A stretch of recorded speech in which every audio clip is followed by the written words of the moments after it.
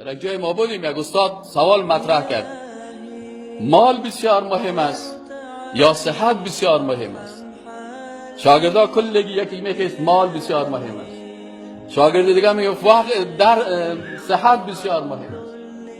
وقتی که نوبت من رسید، من گفتم استاد این سوال شما ببخشید اشتباه بوده، وقت هم داخل کنید. بسیار مردم ها مال دارن ولکن وقت برش نیست. اذا جاء اجلهم لا یستأخرون ساعة ولا یستقدمون.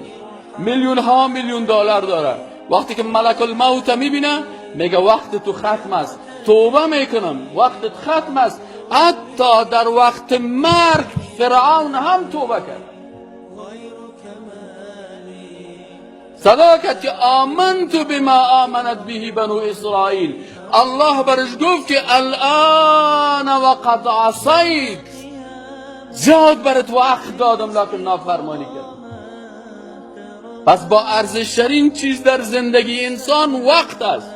تا زمانی که مسلمان ها ارزش وقت میفهمیدن، مسلمان ها تمدن داشتن، مدنیت داشتن، حکومت اسلامی داشتن، دست بلند داشتن، اول نمره جهان بودن. لکن وقتی که وقت برشان بی ارزش شد، به خاطر از اینکه قرآن باید مثل میخواندن که قرآن سر خودت نازل شده است، امو قسم باید قرآن بخوانی. وقتی که قرآن برات میگه قل، فکر کو که برای خودت خطاب میکنه که بگو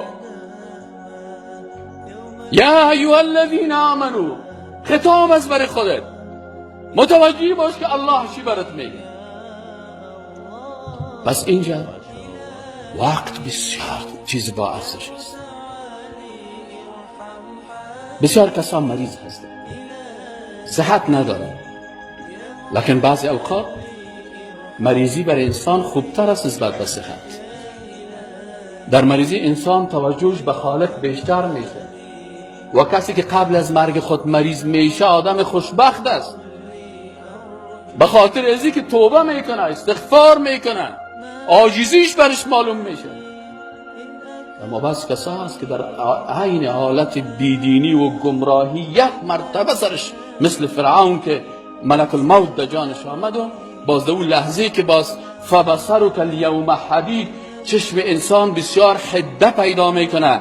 یعنی آنقدر پرده غیب برداشته میشه که ملک الموت میبینه، جنت میبینه، دوزخ میبینه، همه را باز میبینه. لکن اینجا باز یک نقص پیدا میشه که باز راه توبه، دروازه توبه سرش بسته میشه.